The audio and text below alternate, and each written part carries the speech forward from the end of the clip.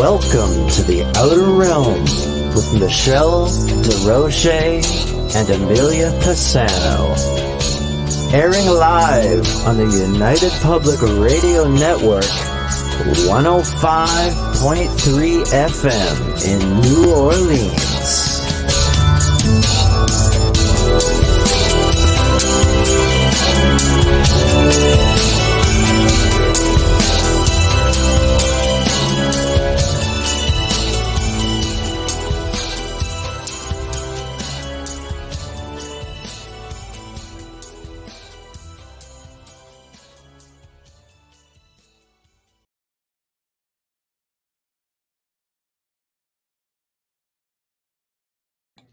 Good evening, everyone. Sorry about that delay. I realized that the mic was on mute. Anyway, welcome to the Outer Realm Wednesday night segment. Happy to have you all here. We are broadcasting live from the United Public Radio Network 105.3 FM from the beautiful city of New Orleans. We are fully sponsored by the amazing people over at Folgers Coffee who have been with us since day one. So thank you, Folgers. Also, big thank you to Dr. Snick, I guess, aka the Sonic Surgeon, Justin Snicker, for the contribution of his voice and music for our intro and our outro. His music can be found anywhere that good music can be found. So thank you again, Dr. Snick. Tonight we welcome back Wes Roberts to the show, and it's going to be a bit of a mix tonight. We're going to be discussing mindful magic, and I was quite intrigued. So looking forward to seeing what he's got to say about all of that. And he said he's also going to add on his ET experiences and tell us about a couple of really amazing workshops that he has coming up. So real curious about that as well. So as you can see this evening, if you want to communicate here on chat with myself and the guests, because as you can see, Amelia is not with us again tonight, but she also is in chat, so she'll be bouncing around tonight. But we are on UFO Paranormal Radio on YouTube. We are on Michelle DeRoche, Outer Realm Radio, Outer Realm with myself and Amelia on Facebook, UFO Paranormal United Public Radio, Facebook, Joe Montaldo, UFO Undercover, Facebook, Canada's Most Haunted, Michelle DeRoche, Facebook, News on the Flip Side, Facebook, and of course, if you go to my personal page on Twitter, if you guys are over there, only problem is I cannot see your comments over there, but you can at least enjoy the show. So again, sorry, but if you want to be seen, I think the Facebook and the YouTube is probably the best way for you guys to tune in at that point. So a little bit about Wes, if you guys do not recall from his last segment here. He's a 30-plus-year-old contract college professor who teaches students computer applications, transcription, office procedures, business communication. He's had hints of alien visitations dating back to his teens through oft-time frustrating nighttime experiences due to consciously recalled experiences in the 1980s. He became convinced his experience could not be explained away by conventional notions such as imagination, visions, hallucinations, dreams, and so on. And he basically did go for hypnosis, if I'm not mistaken, and he is gotten a lot of these memories back and still at it. And he requested that we actually do a show on conscious mindful magic. I have not heard of it put this way, but I am really looking forward to seeing what it's all about. So I see the chat is starting to fill up. Hello, Bubbly's in the house. And we've got Howie Odell. Hello, hello. We've got Tamara. Hello, Zachman. Hello. So definitely, definitely going to be a good show. And of course, when the gang's all here, it's just all that much more fun and chat as well. I know. This is what Bubbles got to say about it. There we go. Woo! There we go. Oh my gosh. So I know. I miss you too. So you just have to get better and then get back to doing life. Hello, Allison Wrighton from Ontario, Canada. Fellow Ontarian. There we go. My gosh, Howie shared you to my fan group site. Thank you. We really appreciate that. Love the support. Thank you. Let me see, trying to get everybody in here. Hitman is in the house. Love it. Zach Man, good evening. Hello, Zach. Always nice to see you. Amelia, Justin Snicker. Yes, yes, our award winning composer of Halloween sci fi electronic music. And he is responsible for our intro and our outro. And sometimes we don't always have time to play the outro because we cut it real close, but we do try because it's pretty spectacular. Hello, Chris. How are you? Zach's birthday yesterday. Ooh, how come I didn't know that? Bubbles. See, Bubbles not around. I just don't know what's going on. So big happy birthday going out to our friend right here, Zach Man. Hello, hello. And definitely a big happy birthday. And there we go. Okay, so now we are waiting on Wes to join us, and we can go from there. So, hoping Bubbles is better. Right now, just kind of going down to the chat room as it's filling up. She's getting there, I think. She's a little bit back to her old self. Happy birthday to our third host from Bubbles. There we go. Feels good being 33. Hello from Scotland. Hello, hello, Ron. And happy birthday, West to Zachman. Thank you, thank you. There we go, guys. Thank you very much. So, yeah, we're filling up. Hello, Melissa. Okay. Whew, here we are. Hi, Wes. How are you? Hello.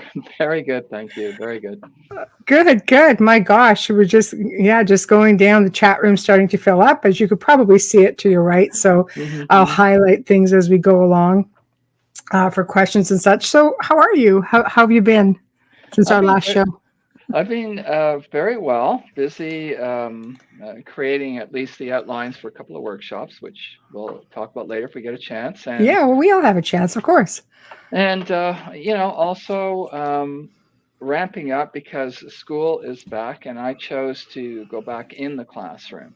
Um, Oh, yeah, we had options. So I'm right. teaching what's called hybrid, which means that there's an in-class portion and there's an asymmetric portion where they do their own thing. But I wanted to go back after 2 years, so I'm back. I guess, yeah.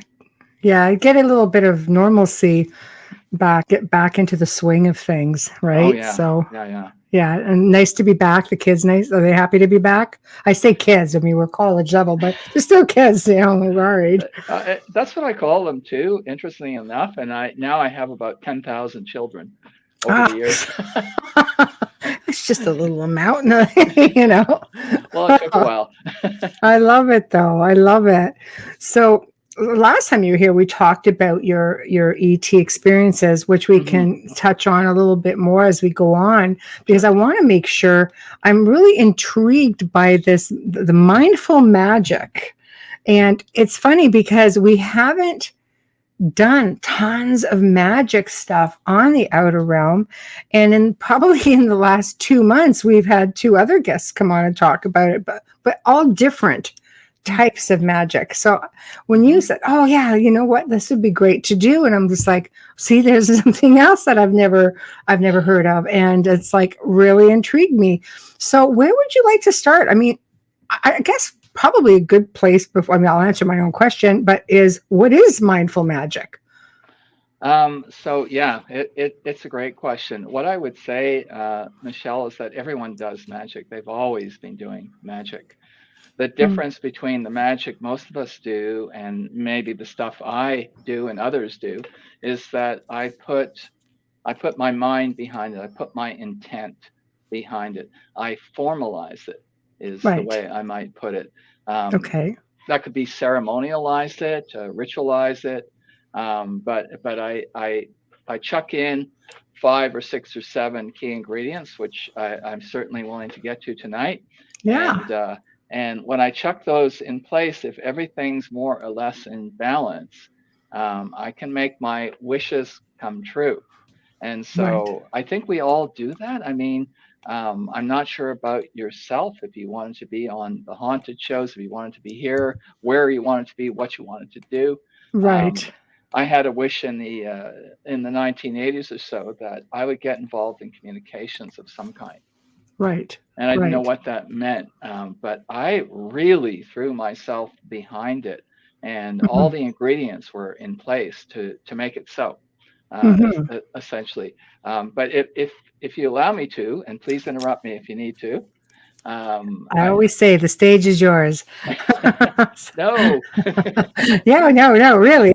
It's okay. I mean, I guess the first comment to what you're saying is manifesting.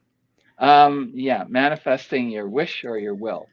Okay. I would totally agree with that. Magic's a manifestation of what you can see, what Right. perhaps you can see in your future.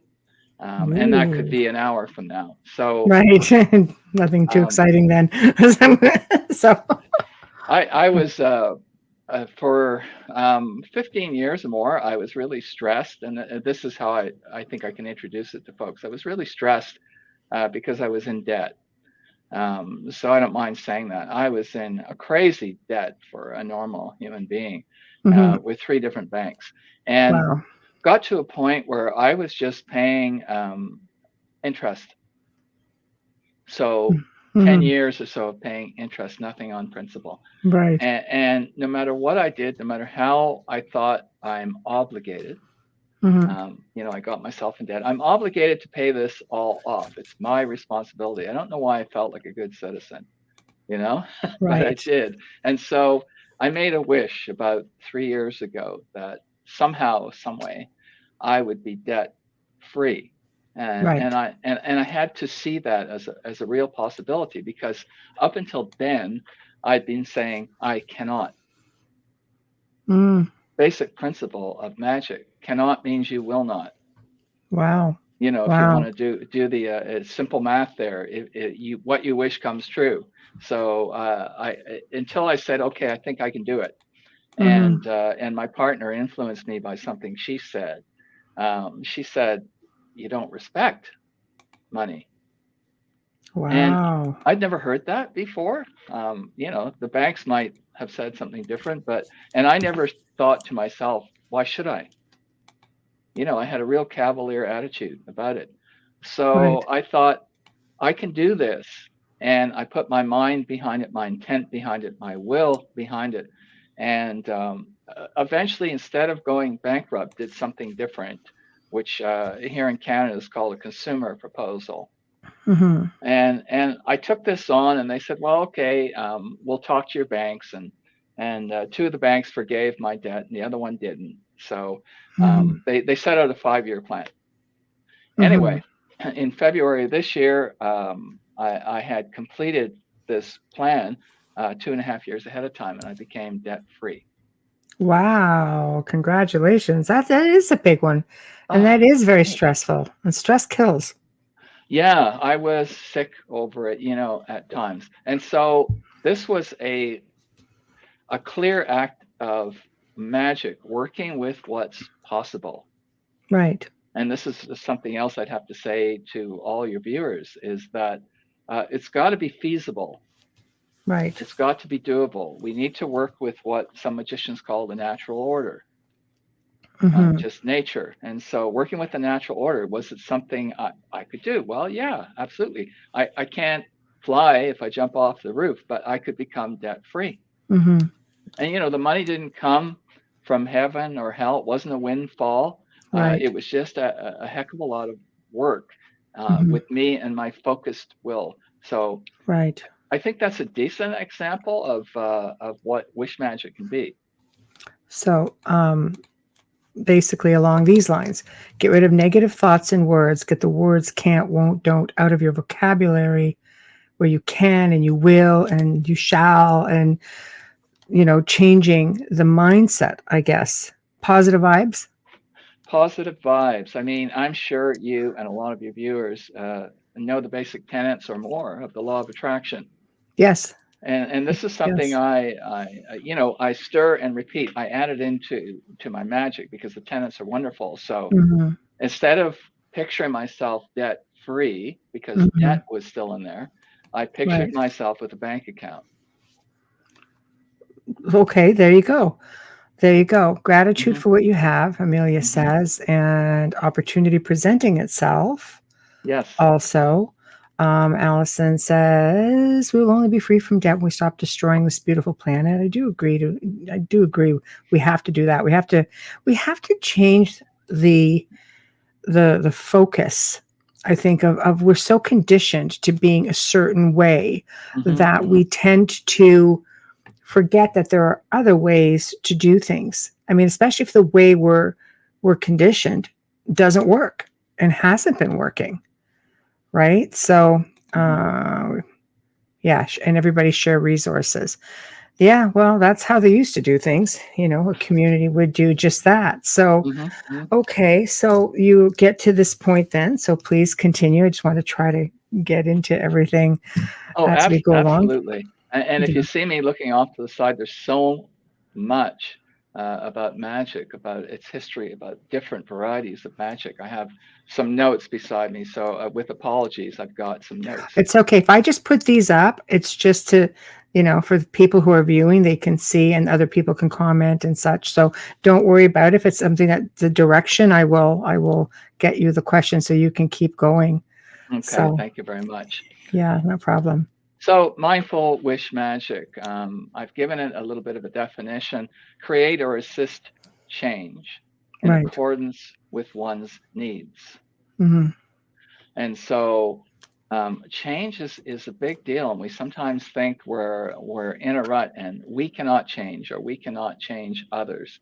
And Mm-hmm. those things are partly true. You can't really change others; they need to change themselves. Right. But for me, I drew from Egyptian magical practices, traditional magic, which I would call witchcraft or right hand path magic, Right. black magic, which is what we call left hand path magic, Mm-hmm. part of what we can do in the quantum worlds in terms of space time. Right. Partly vampiric magic. So what I do is a deliberate effort to communicate, to connect, and to have information with other sentient beings, to become more awake, Oh, aware, okay. self-aware. That's interesting. And Right. so all this, I do claim I can do a lot on my own, and Mm-hmm. that's one of the goals of magic, is I know it, do it, Right. take ownership, do it. Right. But I work with pantheons of other beings, not asking them to do it for me, Right. asking them for information or assistance or technique so I can do it. Right. So the key is doing it yourself. I think where some people might go wrong is they go in and they want these beings to almost do their bidding, and then they get themselves into a lot of trouble. Yeah, that's a lot of traditional magic. Yeah. There, I take exception to it. I'm not trying to Right. polarize this show or polarize the whole subject of magic. It's a Right. workable kind of magic. But I Mm-hmm. always thought you're going to call upon various entities, perhaps demons, and order them around. Good luck. I always Seriously, thought that was preposterous, it doesn't quite and work that way. No. yeah, you No. pour some salt on the floor and you're in a circle and they can't cross that line. I just, sorry, I don't buy it. And this is no offense to traditional Yes. witchcraft Yes. practitioners, Right. Wiccans, magicians, etc. No offense to them, because I Mm-hmm. went through a time when I thought that's how you do it. Right. Right. Well, I think because media really has a lot to do with that as well. Salt itself is, I think, if you're getting into indigenous cultures, they do believe that you can use that along with anything from the earth. People Hmm. keep forgetting salt really does come from the earth, but Yeah. you can use different elements. You can Hmm. work with different minerals. You can, Hmm. plants and things of that nature. So I completely agree with that. And yeah, and exactly, Amelia, purifying, it has its Hmm. Yes. place. But I think it's like I say, when you're clearing, for example, I'll use clearing because, people tend to relate salt and negative energy with Hmm. clearings. When you're doing a clearing, and this is going to come right back to what you're saying, Wes, it's not so much about what you're using, maybe what you're doing, the words that you are, orating. It's about the intention of the act of the clearing itself, the power behind the words that you were using. Say what you mean what you say, follow through. It's really Hmm. pretty basic. but it all stems from right here, Yes. intention, Yes. right? And I'm with you on that, on using Exactly. some of the natural elements, using salt. Yeah, not about anti-elements. I use incense. I use a grail sometimes, Yes. and I use other implements, and certainly alchemists Yes. use three base ingredients. So, Right. but the truth is, actually, they're not Yes. trying to turn things into gold. They're changing themselves. Right. Right. Exactly. Hmm. Hmm. Exactly. So I think, yeah, I mean, chat's definitely getting it, but for you people out there who aren't partaking or aren't in chat, should be in chat. So, but I give kudos to people who really want to do proper research, because I've always believed, Lisa says, I've always been interested in magic and deities and have books on witchcraft, Wicca, dragon magic, reading for Hmm. years. It just goes to show you that there's so many different types of that. So what do you say to, like, let's say before you start doing a ritual or putting out your intentions, for example, protect your energy and then you are surrounded in light. What do you do, for example, to ground yourself or prepare yourself to be dealing with other energies? So that could branch off and take up the rest of the night, which would be a lot of fun. But it depends on the nature of the magic, the nature of the spell, Right. the nature of what we call a working, with a Right. capital W. So pretty much, I do an assessment. Right. I do an assessment of what the outcomes are. Right. So I want to interject by saying this is what I would call operative magic, Okay. different from ceremonial magic. Mm-hmm. So in operative magic, you're going to have an outcome. You're working towards an outcome. You're doing a magical operation. Mm-hmm. So I assemble what I think I'll need for this, and Right. and that could be anything from, well, typically I'm going to have a grail. Mm-hmm. I'm going to have a bell. I'm going to have a light source like a candle, and Mm-hmm. and so these things are common in all kinds of witchcraft. Um, I'm probably going to have a script of some kind. I'm going to probably do an invocation of some kind, Mm-hmm. or an evocation of some kind, Okay. to connect Right. So and maybe to, for anybody who is completely green at this, what is an yeah. invocation? When you're doing an invocation, you are invoking something, either within yourself or perhaps external to yourself. That would be an evocation, but an invocation is probably you're invoking or provoking something within you, Mm-hmm. to rise, Right. and become one with your purpose, and Right. to connect with the magical objects, which we call accoutrements. Okay. So our little magical objects, like a grail or a candle, Mm-hmm. um, like the incense, for instance, even music, like a robe, if you care to wear one, or a mirror, Mm-hmm. or something that you can scry into, Right. if Right. you're doing that kind of working. So I assemble what I think is needed for this, trying to match it to the purpose, Mm-hmm. and I'll write a script. And then I'll do this assessment that includes, at least, besides intention, which you already mentioned, which is a Mm-hmm. key one, Right. 5 different ingredients. Need is one of them. Mm-hmm. Need perhaps versus want. Right. Desire. Is it really there? Or is this pretend BS? Am I not really serious about it? Do I really have the desire? Right. Do I have the will? Not like willpower, but is this in part of my destiny? Mm-hmm. Is the timing appropriate?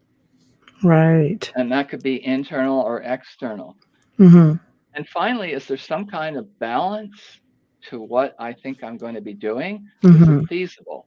So balance means that I'm not likely going to upset the balance of the universe or my immediate world or Mm-hmm. even people I know.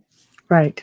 So I have to determine if all these things are there. So need, desire, will, timing, Mm-hmm. balance, and is it feasible? Right. And then I Right. do this, I examine each of these words, because they're all to me, they're all pretty important. They're all pretty vital to make sure they're in place. Mm-hmm. No, I agree with you. Absolutely. Question from Wayne. What is a grail? So a grail is a cup. A Uh, vessel of yeah, sorts? basically a Oh, cup. okay. Think of King Arthur and all that stuff, Yeah. or think of any kind of grail you want. So I have a Yeah. specific grail I use for magic, Right. um, and you generally put something in it. You don't have to. You can imagine something to be in it, but you Mm-hmm. put something in the grail. So typically, I want something sweet or something bitter or Mm-hmm. something that packs a punch to remind me that when I consume Mm-hmm. consume the working, so to speak, consume my will, I'm Right. going to notice it. Right. Yeah. So Okay. that's a grail, it's a That's the container grail. of some Okay. kind. Yeah. Okay. Excellent. Please. Okay. All right then. Allison, please welcome Laura Ray from Ontario. Welcome, welcome, Laura. All right. Hello, Laura. There we go. Um, no, I agree. So now you've got everything in place. What's next? I guess when you're looking at intention, are you, I mean, I could see people everywhere, trying to get the lotto numbers or getting, you Yeah. know, um, working on that job or wanting, I want this house. Or does it work the same if you want something physical for yourself, or is it really about putting something out for the good of everyone that works the best? I think both the cases are true, Michelle. You can just want something for yourself. I hope it's more than a want, Yeah, because it's difficult. right. If it's just a want, it's difficult, and I can talk about that later if you want. But Absolutely. um, Yeah. you can also do things to help people. I mean, some people look at magicians, Hmm. for instance, black magic, and they say black magic is awful and terrible, and you kill people and suck blood and do all this stuff. It's like, no. It's stereotypical, thanks Oh to gosh. yeah, media and such, right? Hey, Michael. Yeah, yeah, yeah. So I think first, I think you have to get away from the stigmas of everything to be able to Hmm. do this with a clear mind. It sounds to me like the focus has to be just right. The words that you use have to be just right. And I notice all the words that you use don't have a negative intention at all. Not, It's not like yeah. can't, won't, it's positive, can and will. Generally, I think that's true. I mean, I have done magical ceremonies or spells to help people, to Mhm. heal people, Mhm. to connect with another person's mind, to Mhm. meet somebody in the dreamscape, Right. to meet somebody in an out of the body experience. That's really hard. I'm not good at this. Um, Right. but yeah, I've done them to help others Mhm. who are in dire straits or some other reason. And Mm. I should feel that's nothing off me. I'm not Right. losing anything to help someone else. No, exactly. If A lot of anything, people are I real think it would give selfish. you karmic brownie points, if anything, right? That's a good thing if you're putting it out there and being more of a service to others. That Well, has I'd to like stand to for think something. I'm paying it forward. I mean, Yeah. I didn't fall into this stuff. I started to become aware when I was 15 years old of this, Right. Right. and just follow various tracks. But one of the questions or things you mentioned, I'd like to return to because it's kind of important. It's like, have you made a decided, obvious, formal effort to say, I can do these things, that I'm allowed to do these things? Right. Have you crossed the threshold? Have you crossed the line in the sand and said, I can and I will? It's an Right. important early step, I think. I think so. I think so. I think it also leads to, like, for me, I do heavily believe in mindset and intention. I think it falls into everyday life. You try to do something, if the intention isn't there, then it's just not going to happen. And I think maybe that's where you have people who when they say you can manifest your Hmm. own future, you can manifest all of these things that you want, or manifest something for someone else, and people go, okay, I was going to manifest this, but they really don't get it. It's like, it's easy to just say it and picture it, but I really don't think they get how much power you have to have behind that intention. you really have to be focused. And this brings us to need again, need and want. Yes. So I want all sorts of stuff, you know. Sure, don't we all? Yeah, I want to win the lottery, but you know what, I don't need to win the lottery. Right. And this might Right. be one of the balancing factors also. Mm, To If the lottery is what it purports to be, a right. machine spewing out random numbers, Hmm. then you're going to have to work like a dog. You might kill yourself trying to affect the machine, but Right. affecting other minds, that's a Right. heck of a lot doable, more doable. Right. Right. Working with And that sentient beings. makes absolute sense, because I have heard of people who teach how to do, manifestations, and teach you how to manifest what you want in your life. And I Hmm. mean, there have been talks of people like, oh yeah, I've had, friends or people win the lottery multiple times. How do you crack the code? That's what I want to know. How do you crack that dang computer? So, because it isn't just like, not like you're, even if it's like, I'm sorry, even if it's back in the day and you're just got this little round cage with the bingo balls in it, it's still a luck of the draw. Is it, what exactly are you manipulating? It's not the person turning the wheel that can focus on what's coming up. Right? I mean, she's not going to say, "Oh, B12 is coming up." It's still, So this is Hmm. where I think people focus so much on that, and they don't realize like it's more complicated than that. And it's also not a case of force, at least Right. not at all times. Like there was a Russian woman, I'm sorry I don't have the details in my brain, but That's okay. she was able to do PK, psychokinesis. So she was able to affect material objects with her mind. Mm, And there's film.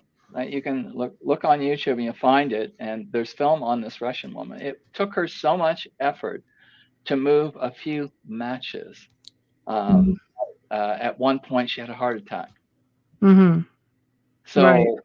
So Right. I'm thinking, is she going about something the wrong way? Like, do you really want to do that? Or do you want to maybe influence someone's mind, or have your mind influenced, or influence outcomes that involve several people? Because Mm-hmm. almost everything involves at least one other person. Mm-hmm. And then is it right for that person if you're smug enough to say, I can affect another person's mind? Is what you're doing right for that person as well? Mm-hmm. Yeah. I mean, no, that's a good one. I think that that's something people have to work on almost immediately before doing anything else. Is everything that's up here the focus? And I don't want to say, Michelle, that there's not bad stuff that happens. Like, ask yourself, Mhm. were I a magician, a witch, a warlock, whatever you want to call yourself, Mm. and somebody went out of their way to hurt my children, Mm. or my spouse, or my sister or brother, Hmm. would you simply leave it up to the justice system? And I'm not advocating Okay, going just remember aside from the there's like justice. probably 2.5 million people listening right now. Don't Well, incriminate yourself. no, I'm kidding. Go ahead. yeah, and I'm half kidding. Yeah. um, Yeah. So I'm Mm. not advocating we Yeah. go and seek revenge or justice. No. Right. Right. But what if some of the folks out there, yes, maybe there's something going through the criminal courts, and they wish the person would flake off and die? Mm-hmm. Well, how much has that happened? I mean, let's be honest. Probably everybody who's been wronged or had one of their loved ones wrong, and they might be saying, "Yeah, safe space, I got it." Amelia. Um, Shh. Yeah. Right. so Yeah. I'm thinking about, if something happened to one of my sisters at the behest of some freak, I might be real mad. If I'm a magician, maybe that's broadcast, Mm-hmm. and that's just my thoughts. I'm wishing a person bad things.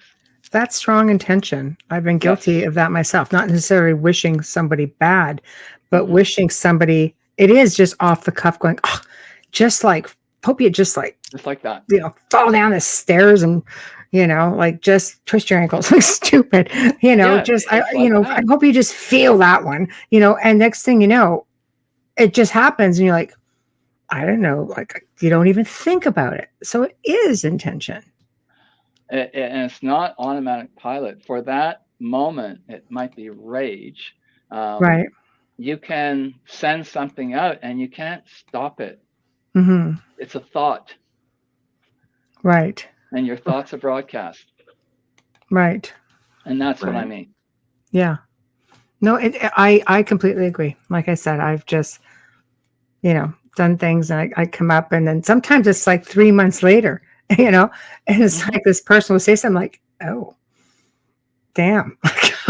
Sorry about that. And you don't really think about, yeah, I know, Michael. I I know. got it. I hear you. Yeah, it's true. When he says, but thoughts are very powerful. Everything we have in the world was at one time a thought. Agreed. And that's exactly Yeah. what I'm getting at. I'm not, again, advocating going out and attacking somebody, although it would bring a Right. lot of pleasure. Yeah. And I'm not wishing Yes. them, the most horrific death or anything like that. I'm just thinking, wow, I can't believe that person went out of their way to hurt whomever. Mm, right. And your thoughts are out there. It's just who will pick them up.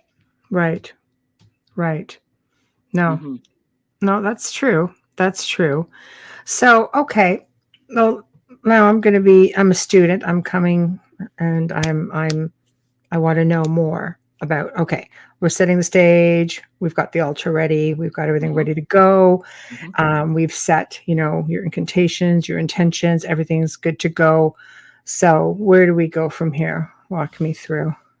So if I was actually doing a ceremony, for instance, my partner put together a little ceremony for healing.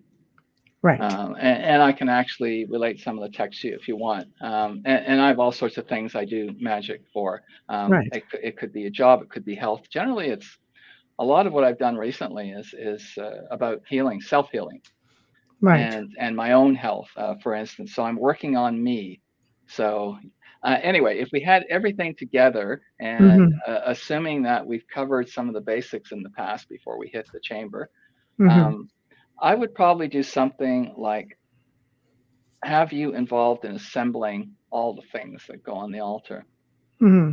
And so it could be something meaningful for you. You might choose to do one of the little things that we do, or Right. you could be assigned to do one of the little things that we do. For Mm-hmm. instance, simple things. You start the music at a certain point if you're using music. At a certain point, you're going to light a candle. At a certain point, you're probably going to put some incense on. At a Right. certain point, you're going to invoke whom or whatever. Right. If I wanted to make sure my books did better, and I should have done this because they haven't, but if I wanted to make sure my books did better, I could have Right. invoked Thoth. I could have invoked Right. Thoth, and said, help me, because Thoth is involved in writing, for instance. Or if I want to run better, which I'm constantly trying to work on myself, I could invoke Mercury. Right. So, I mean, there's all sorts of things you can do. So we're sitting or standing at a table, and then what I generally do, and I don't know about other people's practices, is I ring a bell or a gong. Generally, it's a bell 9 times because nine is a real magical number. And what that is doing is called breaking the atmosphere. Mm. It's signaling a change. Okay. It's saying that this is, we sometimes use the term, it's shattering the atmosphere. Right. And so you shatter the atmosphere to formally say, this has begun. Right. And you'd be surprised how dramatic an effect that can have. Now, you Yeah, don't because it have to seems have it very all. simplistic, It really. is. So it just shows you that it doesn't have to be complicated. No, Wow. it's just Wow. you could bang on the altar with your fist Hmm. 9 times, or it doesn't have to be 9 times. You could have a glass, not your grail, but a Hmm. glass that you hit Right. to make an interesting tone, and that's like it's begun. Merely wants a gong. There we go. Oh yeah, you could So have that we go. totally. So atmosphere or frequency. I would agree She's, with that, with what yeah. Amelia said. Yeah, it Yeah. changes the atmosphere or frequency. It changes you. Right. We try and keep in mind that we're the operator, Right. and The so conduit, really. we're the Right. conduit operator. We're operating on ourselves or through ourselves. Right. Right. Do you want? I know these questions are coming up. Just tell me if you want me to. Oh yeah. A lot of this is comments. Here is a question. Do you differentiate between invoking and evoking? Thank you, Trish. I do. I think of an invocation as something within, Right. and an evocation as bringing in something from without, something external to me. And others will see those words in different ways, perhaps in the reverse, but that's the difference I see. I guess I rarely do an evocation. I do a lot of invocations. Right. But periodically, if I'm calling on someone, like one of the Egyptian goddesses I work with is called Selket. She has a scorpion on her head. You'd know her if you saw statues of her. She Right. protected the pharaoh. She was one of 4 gods or goddesses that protected the pharaoh. So she's a mistress Right. of magic. No, that's right. That's right. And I mean, for anybody who does a lot of goddess magic, that they would recognize her, pretty instrumental. I wanted to put this comment up because the bell ringing alters a frequency within your environment. I think because we do resonate at certain frequencies ourselves, and how many of you guys out there hear just randomly out of nowhere, you just start hearing, I hear different frequencies all the time. Sometimes it's really annoying, it's really loud, other times not so much. Sometimes it's more subtle. So I'm wondering, in changing that frequency, like Amelia says, even with singing bowls, changing that frequency, if that's what changes something within us as well, since we're so like I'm really tuned into different frequencies on a regular basis, to the point where it's actually annoying at times. So I like the singing bowls. They make me feel content. That would work perfectly, and I agree with what you said about frequencies. They tend to alter the operator, or the operator first, the person doing the magic. Right. And they may also help sort of thin the veil between worlds. Kids at home, don't just try this. See kids everywhere. And actually, the three comes up all the time in magic, and variants of 3. But the 3 is, say you're the operator, so you're one corner of the pyramid, and then you send your magic into the causal world. That's where it's done, and then the impact comes down elsewhere. Right. So in a sense, you're putting your thoughts out in the universe, and then they're coming back to land, to work, to manifest. Right. No, I'm just putting up comments, so feel free. Feel free to comment on anything that you see if you want to add to it. Thank you. Okay, put that back up. It keeps moving. Tamara says having a grandfather clock in the house is good for the environment, for keeping good energy in the home. I like listening to the grandfather clock. Also, like we have a different big antique hanging wall one, and it is really nice. Also, Michael 369. Interesting numbers too. So, welcome, Dolly. Offline podcast, listening to ours. Dolly will be on in a few weeks. So, tick tick is soothing. Yes, it's Amelia. Amelia's hosting from the chat room tonight. Okay. So, yeah. Hi, Amelia. Yeah, she's just getting over about COVID, so she's in chat, just stirring things up. But yeah, so feel free to comment on anything you see in there. Thank you. Yes. So we've broken the atmosphere. Right. And chances are you're going to state the purpose of what it is you're doing. And so I prefer my own words, and I would advise that to anyone. Yes, you can grab any grimoire or magical book you have access to and read from it, or use those words. But your own words are the most powerful things, the most powerful instruments in terms of stating the workings, purpose, and making it work. So we would state the purpose. For instance, my partner Anna did a healing example, which I can read to you shortly if you want. So the purpose is, for instance, I need to boost my energy. I don't feel very well right now. I have another health issue. So I'm going to do a healing magic. Right.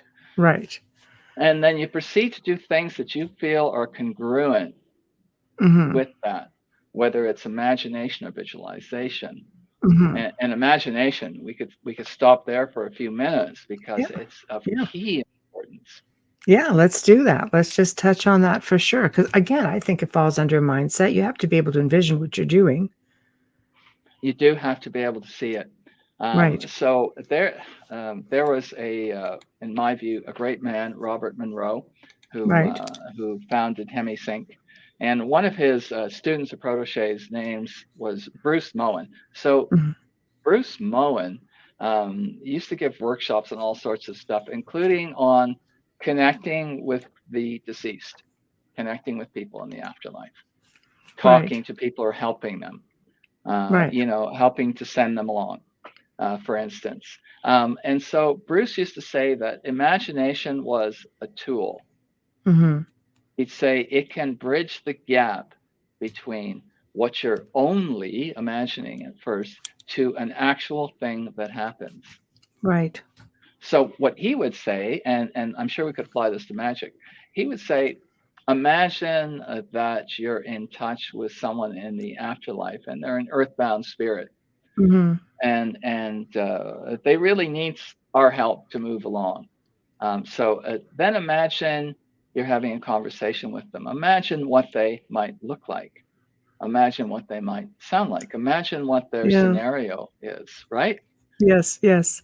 And for a Yes. while, you're making stuff up, and then you're not. Yeah. Then it changes. Yeah. Hmm. No. Yeah. I agree. Intention. Yes. Hmm. Yes. Absolutely. Absolutely.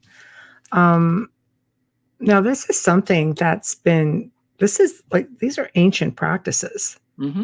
right? This isn't just something that all of a sudden is a thing, even though I find we go through cycles where it becomes an interest and it's not, you know, an interest, but it is a pretty ancient thing. Look at that, Tamara. Trish, just reading my mind again. Get out of there.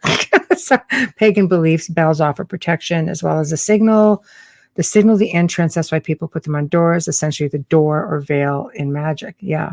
Yeah, Yeah. absolutely. I absolutely am on board with that. But I mean, I think this is where people go back to oracles, Hmm. seers, shaman, Hmm. Hmm. healers, things like that. So, why is it, do you think it's such a taboo in modern time? Like everything else that the ancients did, organized, society and religion is like, no, don't do stuff like that. Then you find out they're all doing it. Just saying. Well, I'm going to sound like a heretic, right? But You and me both. Did you hear what I just said? Oh my gosh. Yeah. Please so take the heat off me.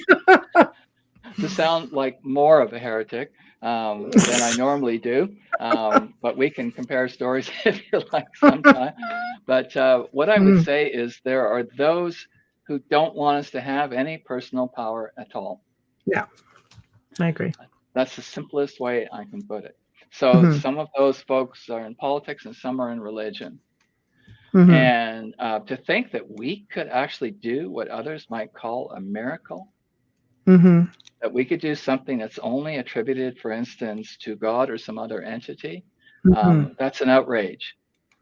And so just keep advocating that I'm going to keep asking another entity, whether it's God or something else. I'm going to keep asking that entity to help me. It may never do it. I can take positive steps myself to doing it. So there are some folks that really don't think that you should mess with that. That it's really not part of our purview, part of our right to do such a thing. And I disagree. Right. Right. Yeah, I can see that. I think, again, it's just your upbringing. Hmm. Everything is so organized. You just don't do it. You don't have the right to do it. And that doesn't mean I'm mocking these folks. I mean, Yeah. without going into too much personal detail, Of course. I had to go to one of my sister's funerals yesterday, Oh, and I'm sorry. thank you, thank you. And we had a pastor from the Anglican Church.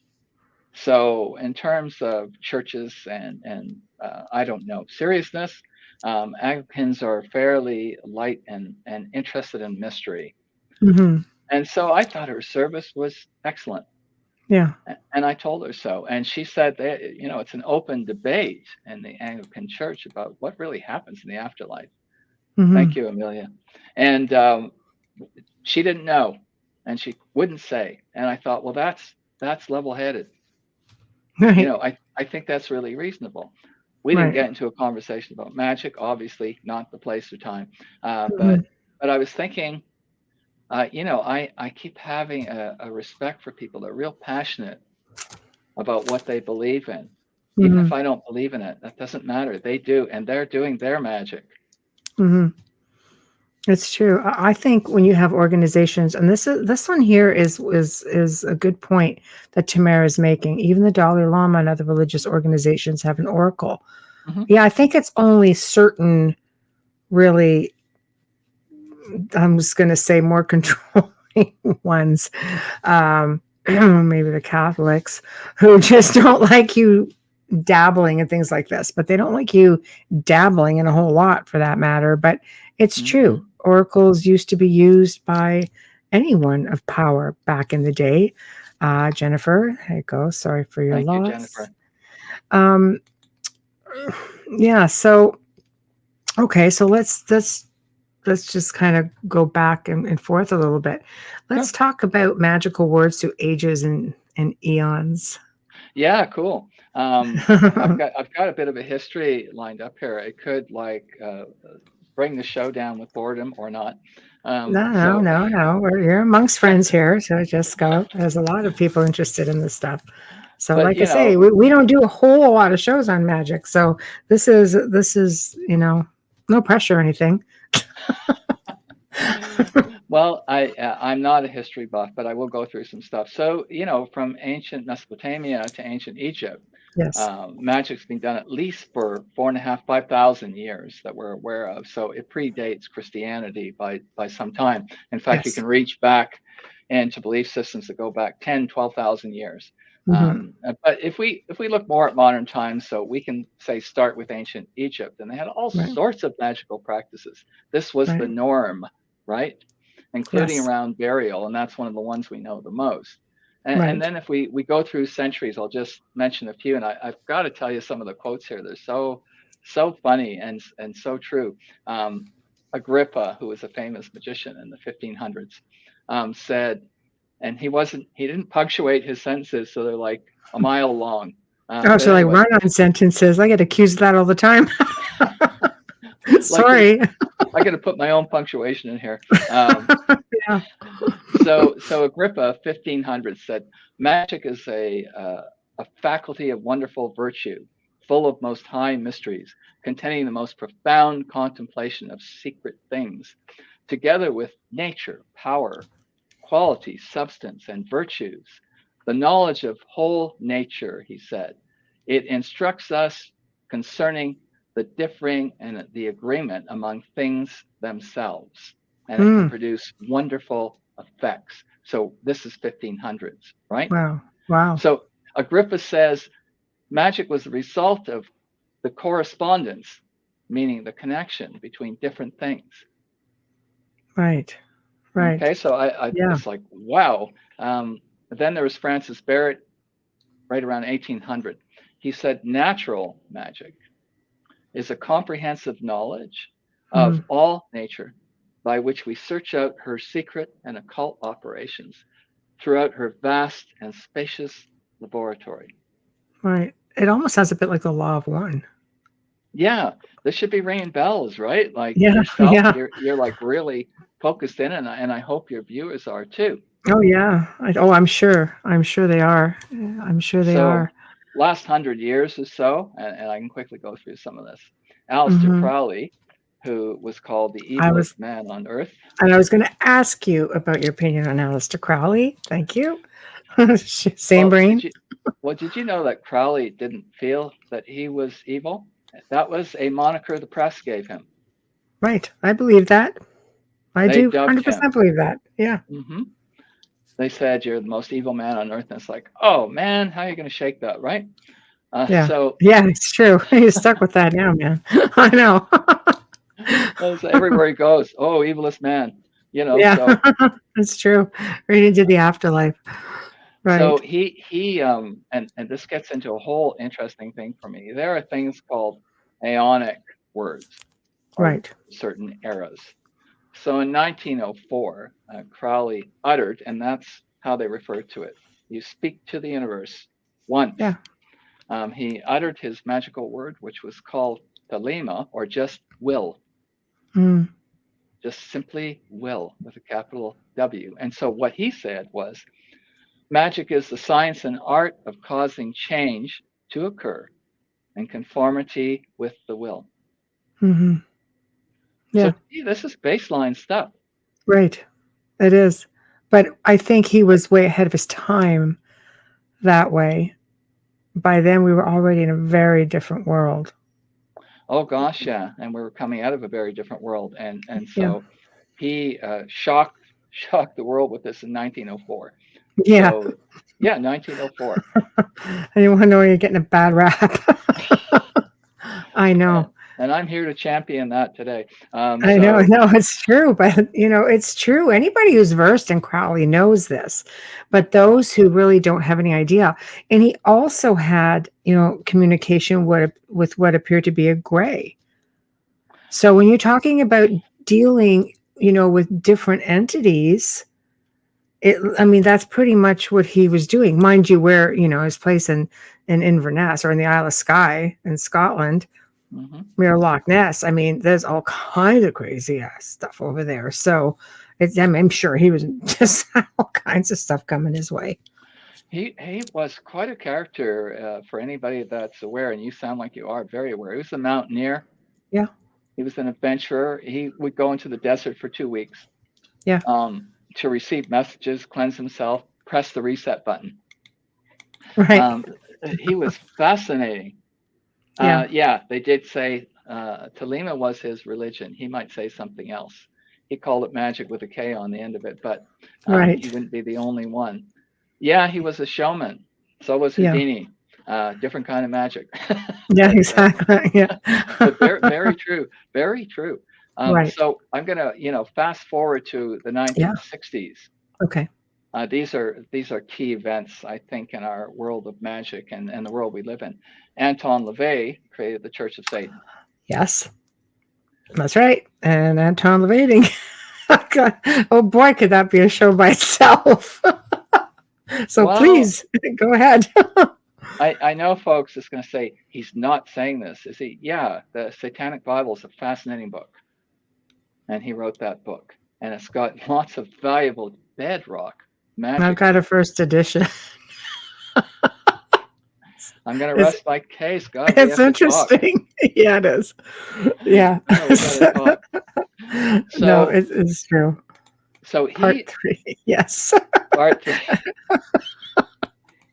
We'll do a show on Crowley, and we'll work in I Houdini think so. somehow. Crowley and Anton. Yeah, Crowley, Anton, and some other folks. So Yes. LeVay shocked the world. He was a circus performer, a circus guy. So he shocked the world. He Right. said, basically, drawing on Crowley and a lot of other sources, magic was a change in situations or events in accordance with one's will. But then he added something which is real key to me, which would, using normally accepted methods, be unchangeable. Hmm. Right. So this is a clear definition of magic. This is what we do with our minds. Right. We Right. affect others in time and space. If I want to add that quantum bit in, Mm. so his word would have been called indulgence. That's the big buzzword for I think that whole movement was the self-indulgence. Mm-hmm. And it's okay to treat yourself as you're the God within yourself. And you can take advantage of it. He also did a book, which I don't know if you're familiar with, Michelle, The Complete Witch.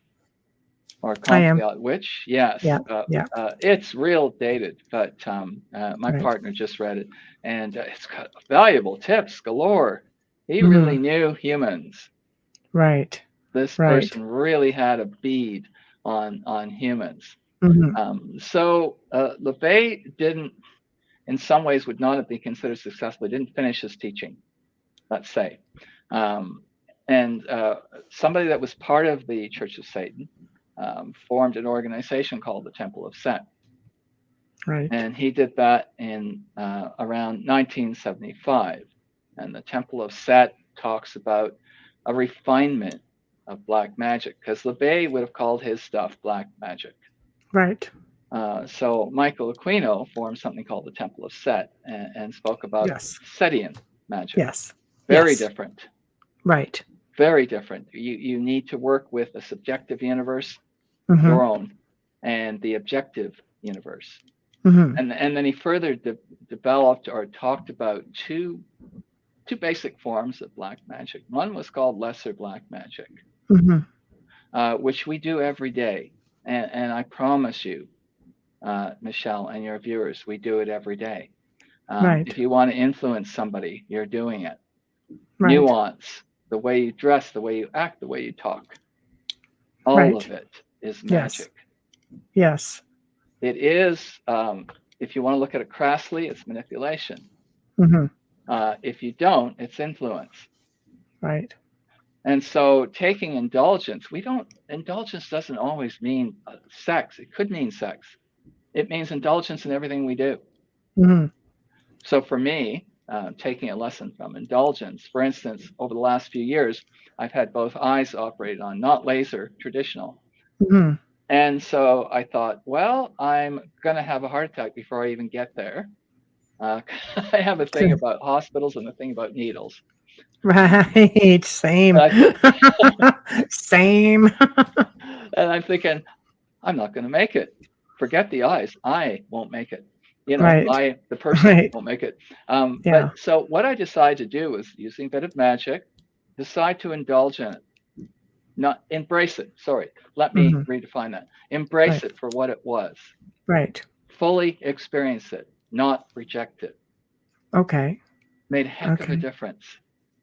Okay. Made a heck of a difference when I decided to indulge in it. Because we can indulge in experiences that are negative, even though the results were positive. To me, Would that be balance? It is balance. I think it is balance. I mean, I never thought that somebody'd be poking around in my eye while I was awake. Not something I really wanted. Yeah, I would not be down for that either. So it's a big nope. I was down for that twice. But once I got through it once, the second time was like, oh yeah. Yeah, I'm good for going. Yes. Oh Let's my have this gosh. other eye poke. So that was indulgence that I used, and also Michael Aquino's word was kefir, is kefir.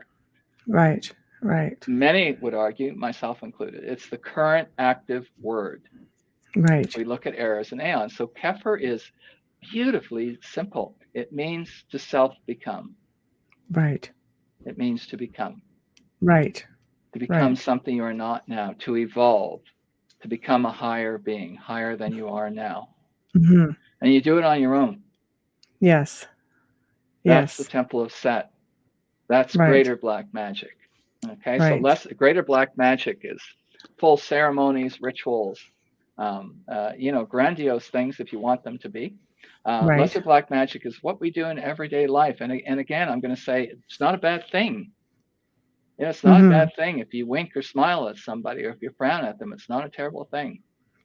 I'm going to address Dolly's question before I come up with my own question. So, do you see psychic ability as part of your magic practice? I think it enhances my practice. Right. When I was a young thing, I discovered through the spiritualist church that I had some latent psychic abilities. So the whole spiritualist church, we could go into that. It'd be fantastic. Oh, I know of it. I love talking about that. Yeah. So I discovered that I had some talent because I was put on the spot.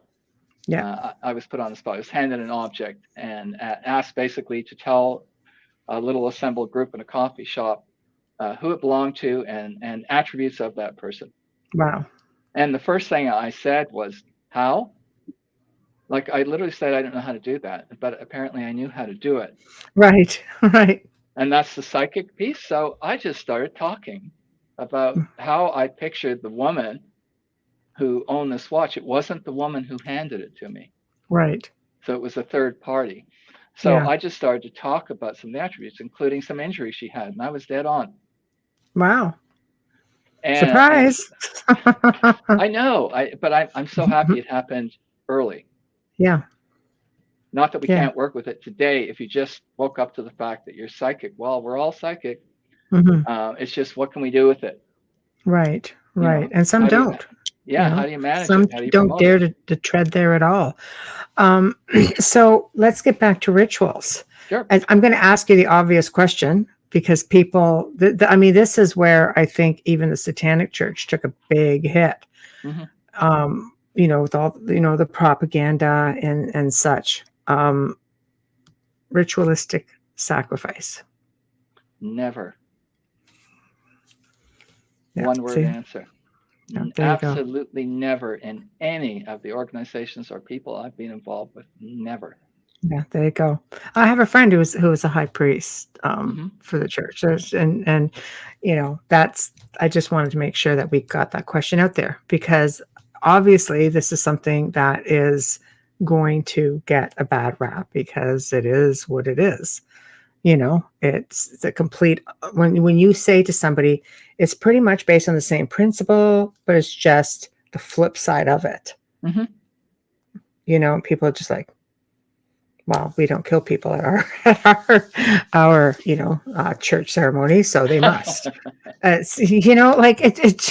I mean, I hate to say it, but it's true. It's very stereotypical. It's the movies, it's media, it's press, it's religious organizations. But I have to say, and you can let me know if there's any truth to this. Also, I saw a film in Anton Lavey's, probably the last part of his life, where he reneged on a lot of that. And he really feared what was coming. I guess thinking about the whole indulgence or self-indulgence. And he and the video that I saw, and also, being a medium, I could read into it and I could look at him and go, wow, what scared you? To be so confident all the way through with your craft. What in the end, what freaked you out or what scared you? Did he have a vision? Did he have what happened in there to make him go the other way? So it would be sheer speculation on my part. Right. And that speculation would be I feel he lost his focus and lost his way. Right. And what happens for a person like him who brings something new to the world is people will absolutely skewer it, bend it, break it, turn it into their own needs, falsify it, idolize it. Right. And so they're going to take Satanism and or black magic and say, let's go the serial killer route. Because you see so many documentaries on serial killers say, oh, yes, the devil, and all this stuff. It's like, absolutely not.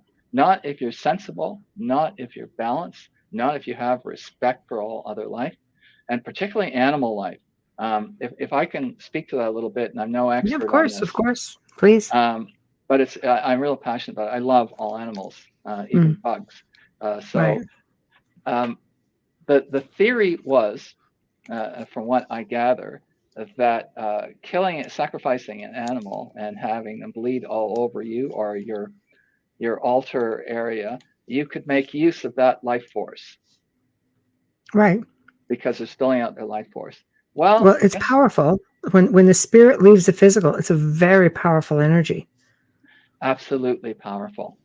What I would hopefully turn that into, what I do is, if you're talking about a life force, you're talking about essence, not blood. Mm-hmm. You're talking about spirit. Let's not mix the two up. Mm-hmm.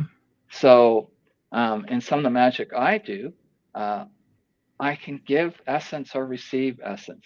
I don't give blood or receive Mm-hmm. blood. You do That energy work essentially. it is. Thank you. It's Yes. energy work.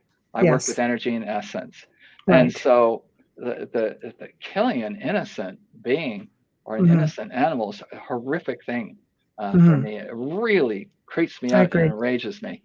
Right. I agree. I agree. And there's a lot of religious practices that will do that, you know. And I guess it is just your, you know, if you're born in a certain religion, then that's what you do. I mean, voodoo Hmm. is one of those things, you know. Not that it's acceptable, but it's very, I guess people are just maybe more aware of it, you know, like they, Yeah, it's pretty sexy, right? well, I think people are, you see in television, it's more talked about, I Yeah. guess, is what I should say with respect to awareness, is it's more talked about. People don't want to talk about, you know, for some reason it's a religious thing. It's not so much like they didn't, I don't think the church or state was never taken seriously. It was taken as completely heretic, as Hmm. completely bold-faced going after, you know, the Christians, Hmm. the Catholics. I don't think people ever really had an understanding of it. And yes, animals are equal conscious entities. Thank you, Thank you, Dolly. Dolly. They are. They are. So, you know, I think that's part of the whole thing of it is that it's been. I mean, how many different, like magic itself is pretty much bastardized within society, and yet it's such an ancient practice. Well, we were talking, 4.5, 5,000 years ago, At least, yeah. and you're talking about different kinds of magic. I have this lengthy list here, which I Yeah, could let's go certainly through talk it. about. Yeah, let's go through it. Absolutely. But I'd like to mention a husband and wife author team who have shed to me great light, astounding light on Egyptian philosophy and magic. So we're Yes. not, everybody's fascinated by Egyptian archaeology. And to me, that's okay, that's interesting. But Egyptian philosophy and magic, that's large in my world. Right. The author's name are the Lubitz, Okay. Aisha and R.A. Schwaller. I might be saying the name wrong, de Lubitz. So they wrote several books. Mm. They had a series of two books that dealt with an Egyptian initiate. They called her Buck or Chickpea. Okay. Yeah, a little boy that was initiated into the priesthood in ancient Egypt. And how the Lewises look at life differently is they don't look at ancient Egypt from today's perspective, looking back. They try to take the tact and the position that they were there Yes. Yeah. and talk about life as the ancient Egyptians would have seen it. Hmm. And so the two-part book series on Herbach, I'd recommend to anyone if you want Hmm. to go on a voyage, Hmm. if you want to do path work, my goodness. Right. Fantastic books and a bunch of others, The Temple and Man, Hmm. and a bunch of others. They're highly philosophical, highly magical, with a Hmm. real different take on Egyptian magic. Right. So that's one place I would start. Um, Alchemy, where we transmute basic metals into gold. Hmm. So alchemists were hired by the king's court, and alchemists exist today. Yes. Uh-huh. Yeah. They are. I had the opportunity to not hang with one, but I met one years ago, and Hmm. he worked with silver and gold, and he did a ring or two for me. Right. But the transmutation is about the operator. Right. Right. And that's really deep, alchemy. People are very Hmm. curious about it. We had somebody, a practitioner of alchemy, on the show one time, and I was so excited for it because I really dig it. I really do. And it's just, after a while, though, you're like, okay, what? Oh, for sure. Can you repeat that? Just like it's easy to get lost in it because there's so much. Like it, you know, he was a lifetime practitioner. Hmm. So it's like the knowledge was just coming. But I mean, if you are just even slightly versed, you realize how much you really don't know with it. That's a healthy thing. Yeah. Mm-hmm. Yeah, it can be. Other times, you just walk around in a daze. It's like, what the hell did I just hear? But it's really awesome. I'm going to do a really quick station ID just because I Sure. want to continue on uninterrupted for you. So, for those who are just tuning in, you're listening to The Outer Realm with myself, Michelle DeRoche, and Amelia Pisano, who is in chat hosting tonight and stirring stuff up. We'll just leave it at that. And we are fully sponsored by the amazing people over at Folgers Coffee, who have been with us as a part of this journey since day one. So thank you, Folgers. We also are sponsored by Dr. Snick, aka Justice Snicker, the sonic surgeon, for providing his music and his voice for our intro and our outro. We are sitting here having an amazing conversation with Wes Roberts on mindful magic, all kinds of magic, and some stuff, that might leave people going, what? Yes. I'd actually like to do a full show with you on people such as Alistair Crowley and Anton Lavey and others like them, because I feel that there's a lot of misconceptions Mm-hmm. about that. Labels and misunderstandings, and not really taking the time to really research. And I know that by then Amelia should be in fine form. So we kind of get like double trouble all in one shot. But anyway, I think, that's something we can definitely talk about if you'd be interested. So let's get back to other forms of and go from there. And then we can slip over to other things that you want to talk about. Yeah, I'm having a lot of fun. Other people might not be, but I am. Oh no, I think we're all having a blast. We're all good. Definitely. So one of the things I'll interject just before I get back to my little list is ego needs to be a driver in a lot of this. Right. When you reach a stage of wisdom, and I think I have a tiny bit of it, but not much. But when you reach some kind of wisdom, you realize ego has its place and you get rid of it, or you do your best to be egoless. So that's part of my practice currently. But ego drove people like Crowley to making the most absurd boasts in the world. Right. Absurd claims. He climbed a mountain up and down 20 times and carried the Sherpas on his back. And, so if you're investigating these folks, look at someone else who was involved with them for their opinion. Mm-hmm. Just saying. Right.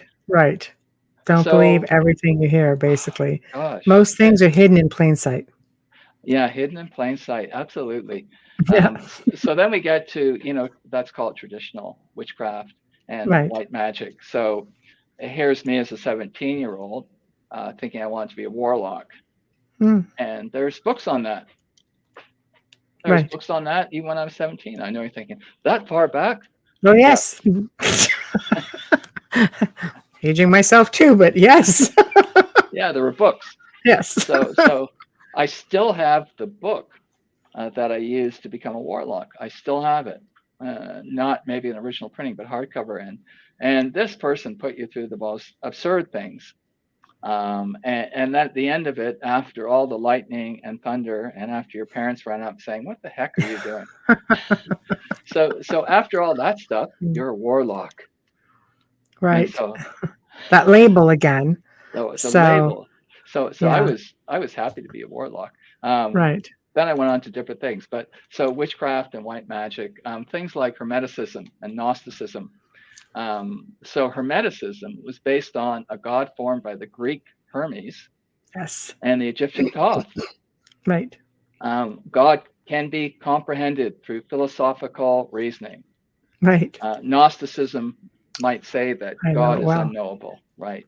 Yeah. Okay. So I don't want to speak to the things I don't know. Yeah. No, please go. Yeah. Gnosticism's great. Yeah. Yeah. Fantastic. Satanism, which I mentioned, Setianism. Chaos magic.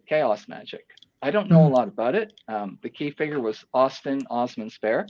I can't say I know a lot about it, but So what I do know about it is they'll try and strip away the symbolic to make the experience conditioned by their beliefs.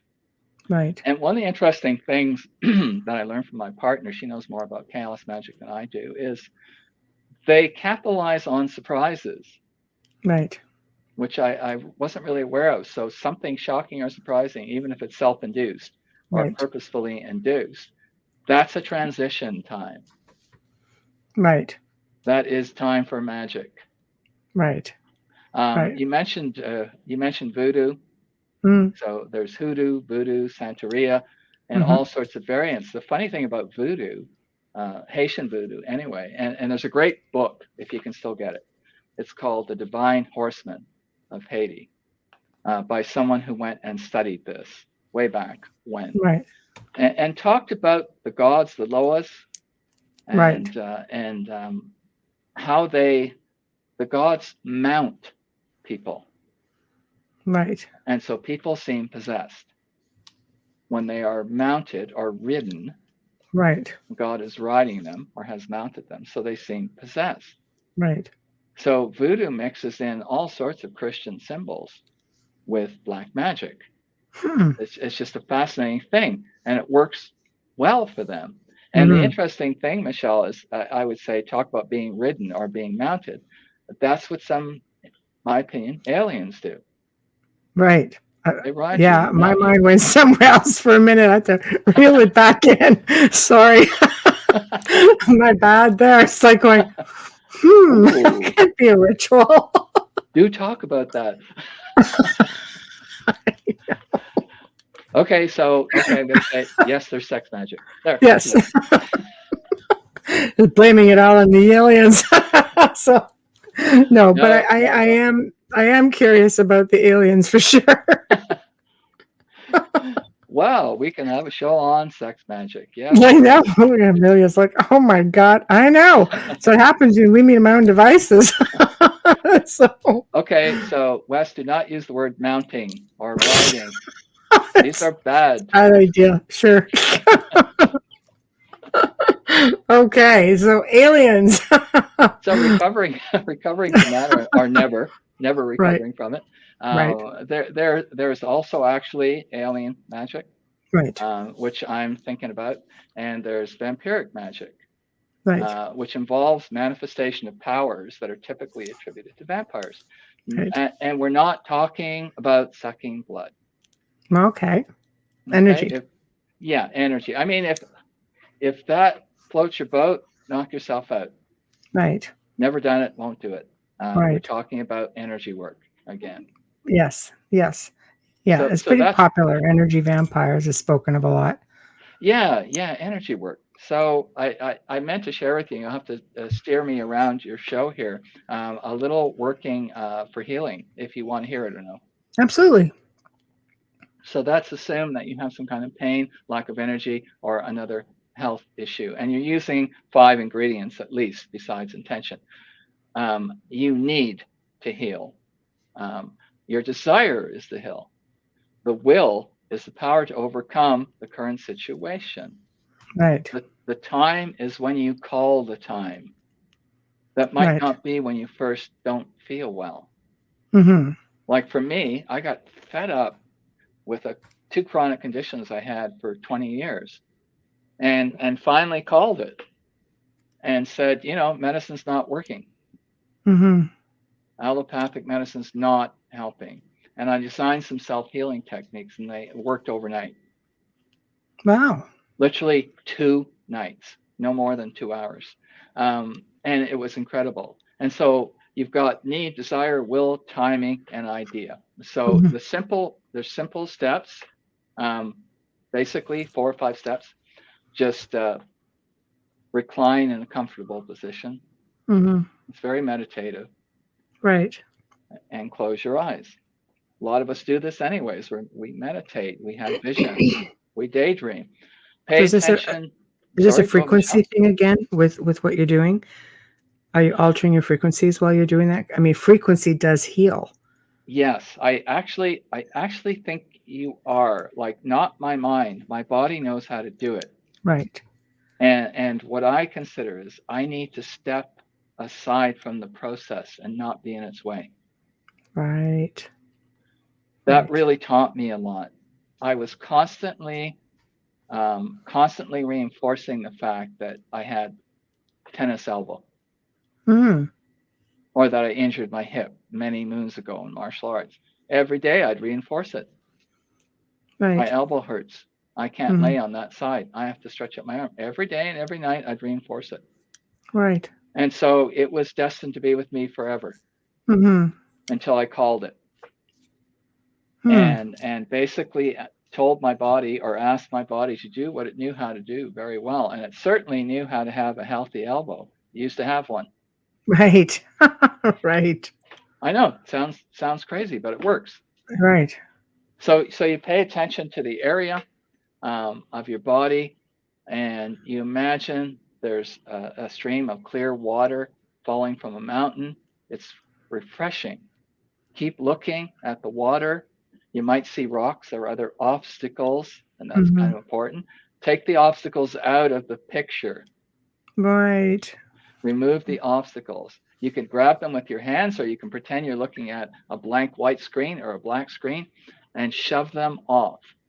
Mm-hmm. Stay there until you have a feeling that you're being effective. For me, I have a feeling I'm being effective. My whole body is buzzing. Mm. Right. Yeah. That's frequency. I can see that, and just kind of looking at what's going on in the chat.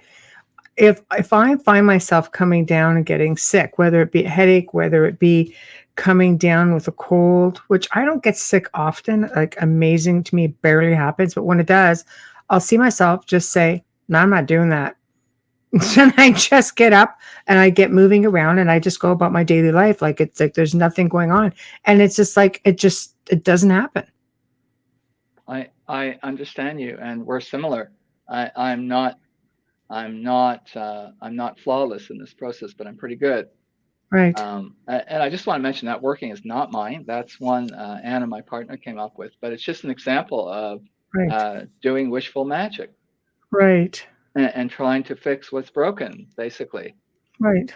But what See, you said, I mean, I had when I was a kid, Michelle, um, I had one illness after the other. So I finally, when my mom was alive, she used to say, "You almost died." wow. I didn't feel that way, honestly. I did not. Yeah.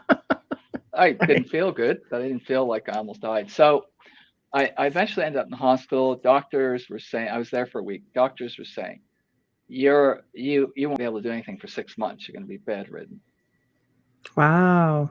So I left the hospital. I was probably starting to feel better because they took blood 5 times a day, and I would run away if I could have. Mm. I see another comments coming in there, and hopefully we can get back to that. So Oh, it's no problem. I just put them up. You see them if you want to comment. Otherwise, we okay. just keep going. We'll keep going. Okay, It's fine. thank you. So Yeah. I left the hospital. I was bedridden for a few days. And I said, I'm not doing this. I am going to get better quickly. Right. And it was Right. 2 weeks, not 5 months. Right. There you go. There you go. And Right. I had a passionate intent to get better. Mm-hmm. And it's just one of the ingredients of magic, as far as I'm concerned. Absolutely. I believe that the mind is a very, very powerful thing. And we barely just touched the surface of what we can do with it. And I believe the ancients knew how to tap into this a lot better than we do. Mm-hmm. And I believe it's like anything else. The ancient people would be very comfortable with their friends from the stars, the gods, or, they didn't fear them. They emulated them. They built temples in honor to them. You see this all over petroglyphs. I mean, everything, carvings and amulets that are being found. And yet here we are, and we just don't. It's like something just happened at one point, and everything seemed to be taboo. When we fear, extraterrestrials, they're not all. They're not all the same. They're very individual, much like we are. Magic, That's just something, like you say, some of it we do every day. It's just Mhm. not labeled. No, and we're okay. Society's okay if you say, "I wish for a better outcome," Mm, not "I will make it so." right, right, exactly. So, we do not even use all of our brain, but meditation opens the possibilities of potential. Yes, Yeah, I I so much agree with that. We just tap a very finite part of it. And things like magic, and also I'd have to throw in, because I'm such an adherent, a believer, I don't do it well. Things like remote viewing. Uh, right. it is surprising what we can do. We can go anywhere in space Mm, and time. And why not think, well, I'm going to go forward a few mm, minutes, mm. and that guy will tell this current guy what's up. It's a Do little you thing. think? Do you think though, when it comes into like the whole prime directive thing, that you'd be allowed to do that? Because even with time travel, they say like you can really mess things up just by trying to go forward and come back and tell yourself something. It doesn't always work in your favor. You have that No, whole it doesn't. butterfly effect thing going on, you know? The whole prime directive, I do have a belief in that, was no myth, that it is no myth, Right, that it's real. right. And I'm sure you are too, and many of your viewers are, sometimes painfully aware at the number and variety of entities in our lives, Oh, yes. just from the afterlife on into outer space, into other universes. Yes, yes, I agree. Oh, I agree. Multiverses, Yep. there's so much going on simultaneously. I always say to people, try to think of a radio station. You can only listen to one at a time. Doesn't mean that the signals and the frequencies, aren't all overlapped. I mean, I think when I lay my head down at night, or sometimes I'll just be sitting here and I'll be reading or researching, and then all of these different frequencies, and I mean different levels, start kicking in, and I'm just, kind of tapped into like the solitude, and then all of a sudden you start hearing things. I think there are multiple levels, but on an average, we're here and we just see one at a time. There's so many stories of people who step outside the door, they go outside for a moment, come back in, honestly, and they hear something going on, and it's like not what they left behind. Yet they just walked around the other side of the house, came in, and there's something entirely different. It's a whole different time going on. Hmm. Then they Hmm. go back out and they come back around, and all of a sudden they're back where they started. It's just, what's your take on that? There's a prime directive for you. Don't interact Well, with yourself. I think I may have mentioned on my earlier appearance that my partner and I did a little experiment, Yeah. because uh, we believe in the omniverse, and I wanted to Yes. tell you and your viewers. Doctor Yes. Strange doesn't know that yet.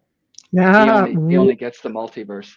Michelle DeRoche gets it though. I can tell you that. I knew you would. Yeah. Yes. So the omniverse is pretty inclusive. So Yeah. my partner and I did a little experiment where we felt we would try and sense another two of us somewhere in the omniverse, looking out at us as we were looking at them. Right. And for a bit, the lines blurred. We were sitting on the balcony. We were quite awake. Right. It wasn't serious meditation. And I wondered, and she wondered, what would happen if we had seen it through. And Mm. so we intend to actually work out a process and try it. Right.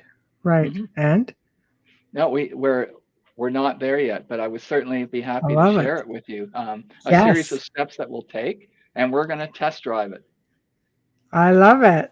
I love it. No, I would definitely love to hear more about that. It's fascinating. Especially if you can will it. I mean, if you can direct it, get in the driver's seat with it, that is fascinating to be able to manipulate it. Mhm. Renee, remember my team stepped into the past at Octagon Hall. It really freaked him out. Never had that happen to him before. Hmm. So portals, maybe. Yeah, yeah, portals. We can. somebody said to me, "You're time slipping," and it's like, yeah, I like that. Yeah, I like that phrase. Is that kind of like jumping? Um, I, it might not be so much jumping as it is falling. Ah, Is how I think he meant it. But I assume, because I think, we're surrounded by entities and they're at us 24/7 for our attention and focus, and we right, can't do that. But right. I assume that others want to connect with me, other me's want to connect with me, because there's some stuff I can do in this life that I never learned, practiced, studied, and yet I Right. have talent. So does that come from a life before this one, or does it come from one of me out there somewhere? And I tend to think it comes from one of me out there. Hmm. Yeah. Well, if the theory that we can split our essence, you Hmm. know, different simultaneous existences, it would make a lot of sense. Hmm. Hmm. I think so. So we're going to go to work on this, and it's funny, some people are going to say, you're loopy, and it's like, maybe, Yes. but if it works for me, I Sure. don't care if it works for you. Right. You have. Sorry, man from South. Get out of my way. Well, Right. critics don't see Yeah. ghosts because they don't want to, and they don't Right. believe in them. But you Right. know that way better than I. So not my Right. forte, but. Hey, I always say that we're all students with Hmm. everything. Everything. We don't know anything for certain. Every time we have someone come on the show, we are also learning. It's this is new for like a lot of this is new for me, as versed as I am in a lot of things that you've spoken about.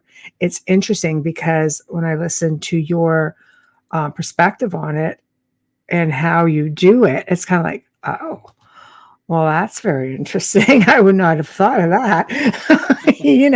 But it's really interesting because I love the like-mindedness of it. It's always nice when Yeah. you connect with somebody who doesn't just get it, but somebody who can really talk it and educate it, which brings us to your workshops.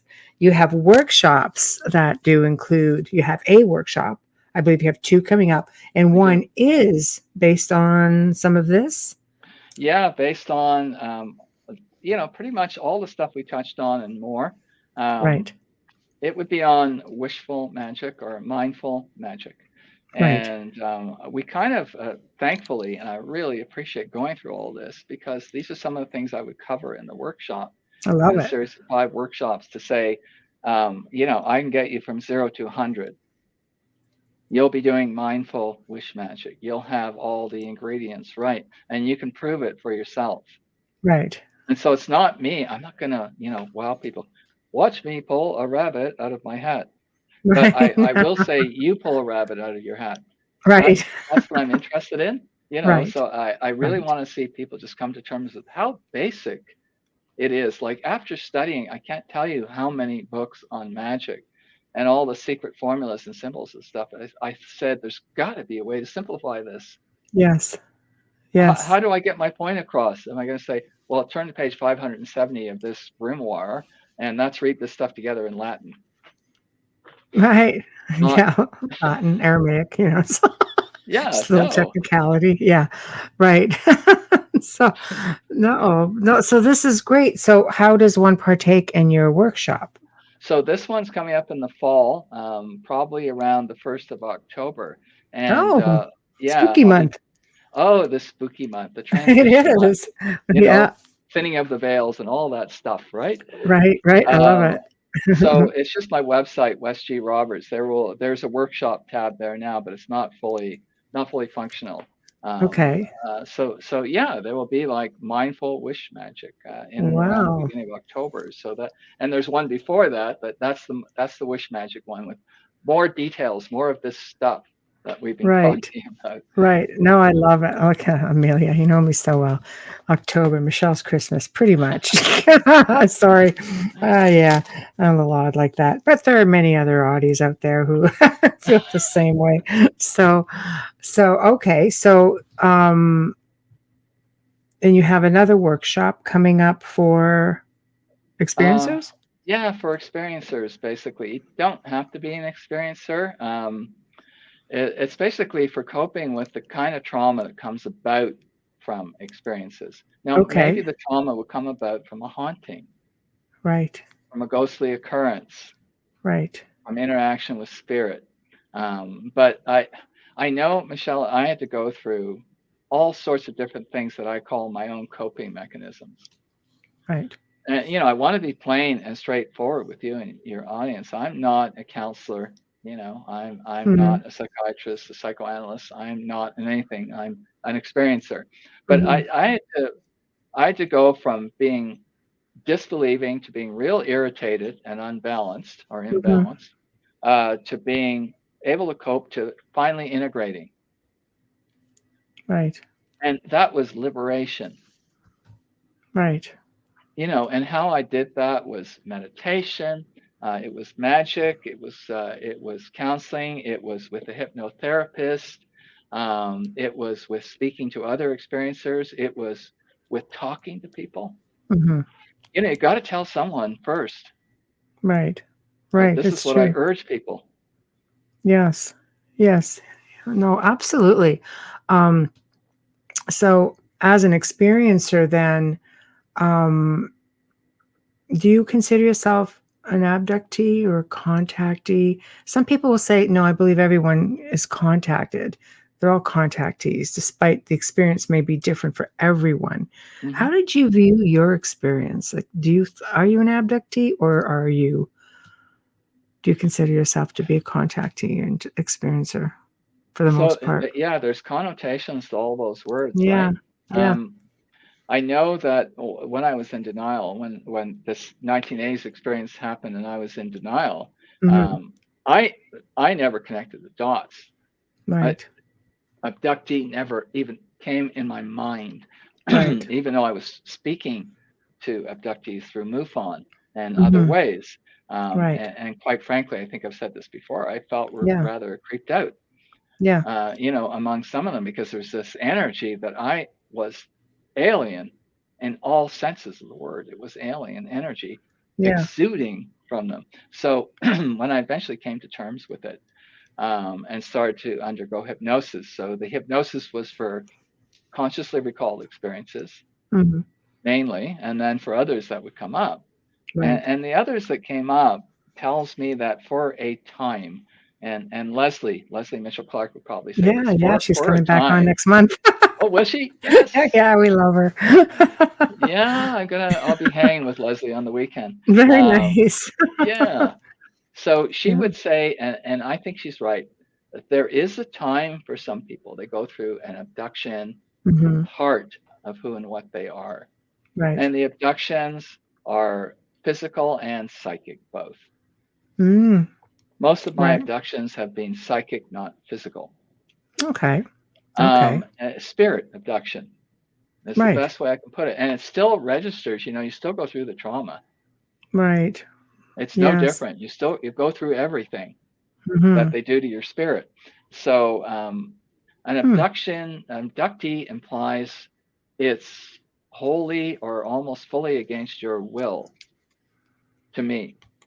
And Right. so Leslie and I would have a conversation saying, well, for those that go with the program, that can deal with it, that end up integrating that make it part of their life healthy again, you become an experiencer who's got some say, Mhm.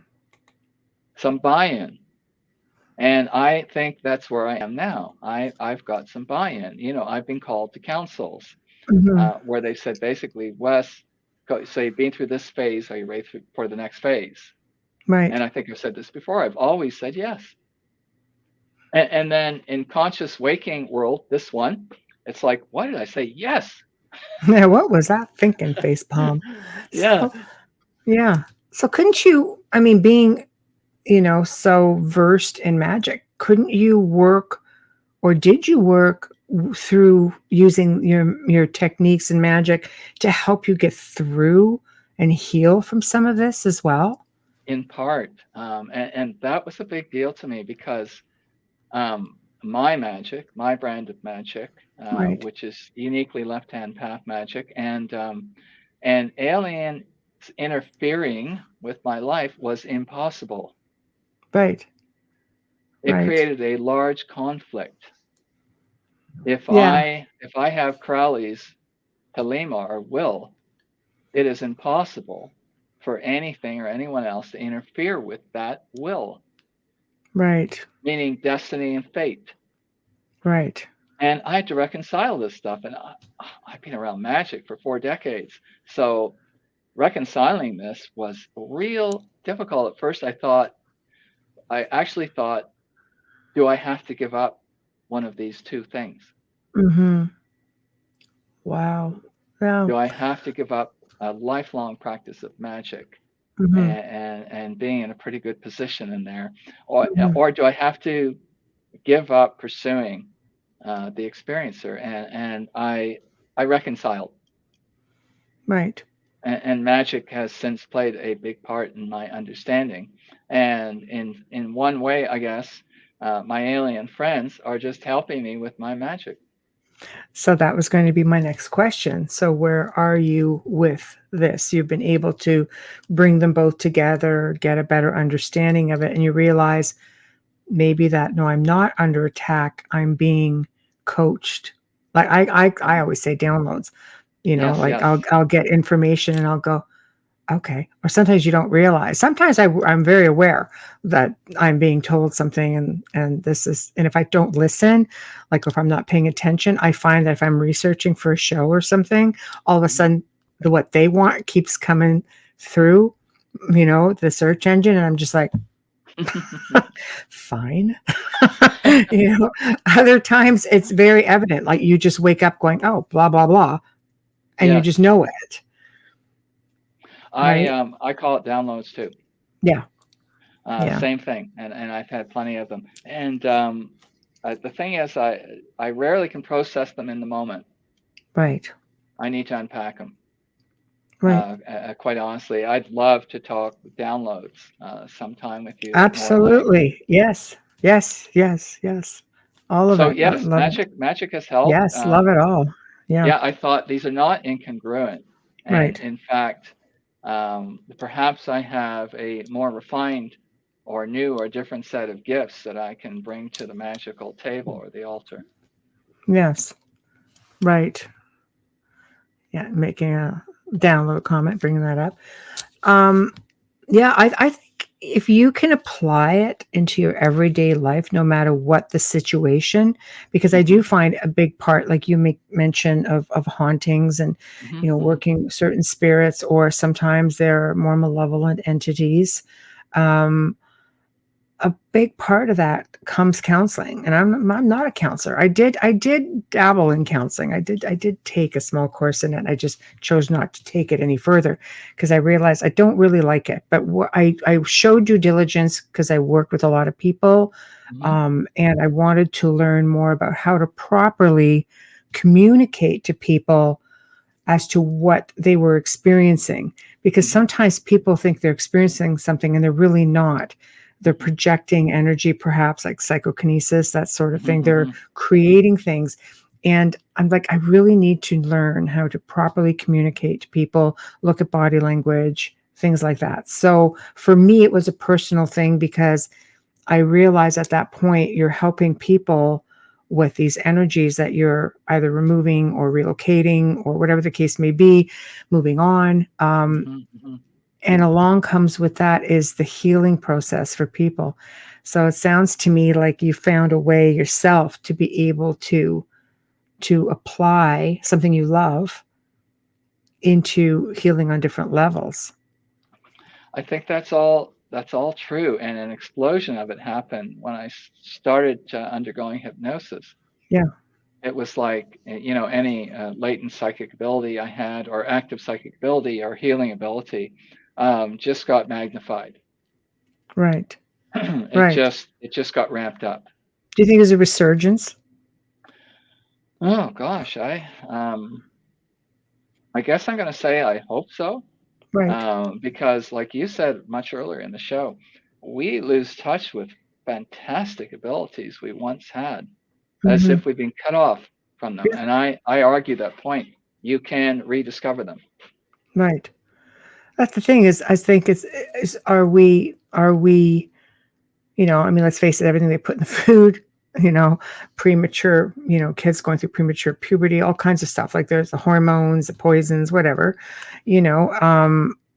I think that we're shut off from it. Our belief systems teach us to withdraw from it. Mm-hmm. It's like riding a bike. Once you do it, yes, you can get back on a bike and do it. But I think it's the cause of what makes us disconnect from it in the first place. Yeah, the damn packaging, right? Amelia. So, I think it's important to be taught for those who just can't reconnect, to be taught how to reconnect. And in many cases, I think for some people, like the floodgates just open up. You teach them how to ground and how to meditate, and all of a sudden it's like, wow, Yeah. like, oh my God. And I always tell people, you better be ready for what you're asking for. Because if you have any fears, like you talk about even yourself, working with different entities, if you have any fear at all, that is not a good idea. Because they'll rule you. Right? Yeah, I like to say that we need to have a level playing field. Yeah. And my deference goes to entities all the time. Right. I defer to them. Right. I don't think I'm lesser, but I may not be as advanced. Right. And So, yeah. have you ever dealt with an entity that concerned you, that you couldn't deal with, that may have just kind of snuck in the back door sort of thing? Because the sneaky ones are the ones that are up to no good all the time, right? So I've had a couple of incidents where I thought I've seen things, right. but what I would like to say is let's not sell ourselves short. We probably did see things. We Right. tend to sell ourselves short. That couldn't happen. That was the fact that a cup was really light and it traveled across the room and then materialized or reported into another room, and so that's physically possible. So Right. yeah, we sell ourselves so short. But yeah, I've had a couple of instances where I've encountered what I call a wall of black. Mm. And I'm used to black, but not that kind of black. And so That's a blacker and black saying. black Yeah. shades of black. But yeah, Yeah. just black. Just picture a wall of black moving towards you and Yeah. past you. Um, Right. and I don't do the work you do, but I've been in a couple of haunted houses and was a little on edge because I thought I was sensing something. But generally, I'm not. I'm going to approach an entity with deference and respect. I don't call up on demons. Right. Come and do my bidding. That guy bumped That's a me in the big one for some subway. people. That guy Yeah. bumped me on the subway. Right. Take him out. Right. Exactly. I don't think Exactly. so. It can be done. It can be done.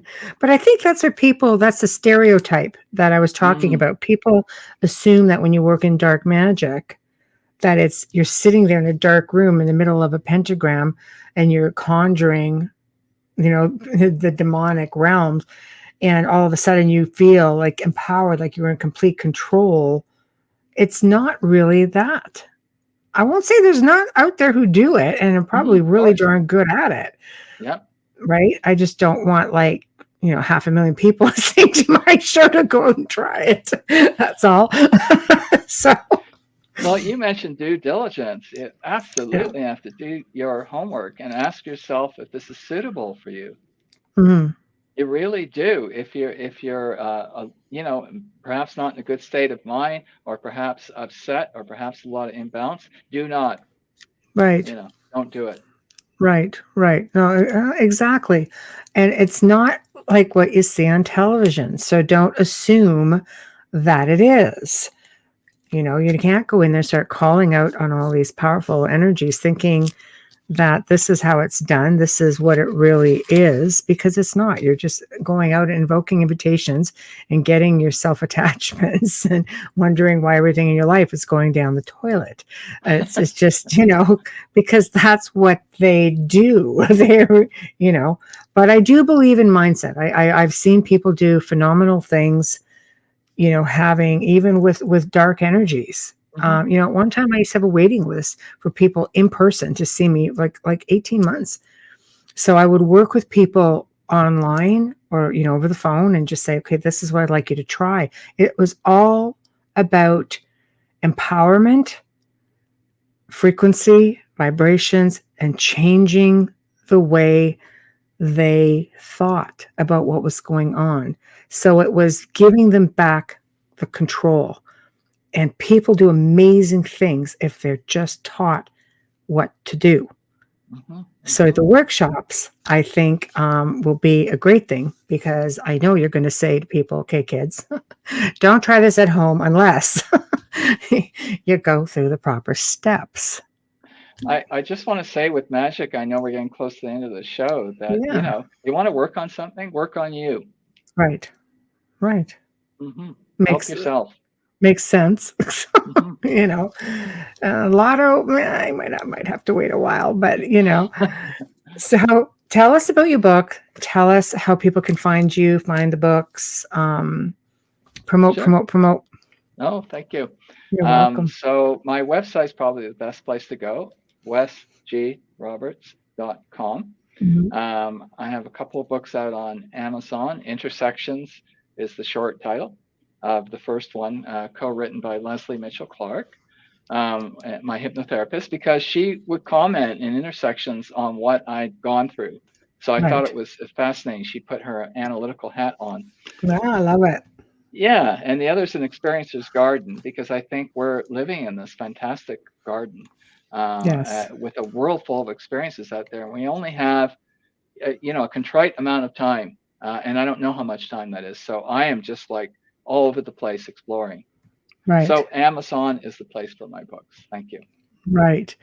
Well, thank you for coming back on the show. It's always such a delight to have you on. You're just so much fun. And I found this to be really knowledgeable. And I definitely would like to connect and you know, we'd love to have you on again. Oh, So thanks. let's just jam a little bit about, Okay. dates and topics. And because, I mean, we might be able to, get you on for a couple more rounds Oh, from cool. the sounds of it. Yeah, we think so too. So, so thank you for coming on again. And I will be in touch with you. Michelle, Amelia, and all others, and of course to all your viewers. Thank you very much for hearing all the weird stuff I had to say. Love it. It's all about weird outer realm. Thank you. I'll be in touch. Thank you, Michelle. Good night, Wes. Good night, everyone. Well, guys, that was another fantastic segment. He's just so much fun. He is just so versed on his topic matter. So thank you for everybody who tuned in. Thank you to the chat room, everybody in here. A lot of new faces. Really nice to see you guys here. Also, big thank you to Wes. Big thank you to Folgers Coffee, who do sponsor the show. We love you. You have no idea how much. Big thank you to Dr. Snick for, again, your contribution of your voice and your music. We appreciate you so much. Head over to all of our YouTube channels. We've got International Public Radio, UFO Paranormal Radio. We have UFO Gods and Extraterrestrials. Check Amelia and I out at, of course, our YouTube account. My YouTube account is Michelle DeRoche at the Outer Realm Radio. Like us on Facebook as well. And if you enjoy the content on these channels, please subscribe. We appreciate you and we really appreciate your support. If you want to communicate with us, perhaps you want to be on the show, perhaps you know someone you'd like to see on the show, or you have topic matter that you'd like to see, please drop us a line at the outer realm contact at gmail.com. Again, the outer realm contact at gmail.com. Now, tomorrow night is going to be a heck of a lot of fun. We welcome the return of David Weiss, and he's our flat earth guy. We had so much fun with David Weiss the last time. We're definitely going to have a blast again. So thank you all for tuning in, and we'll see you again tomorrow evening. Good night.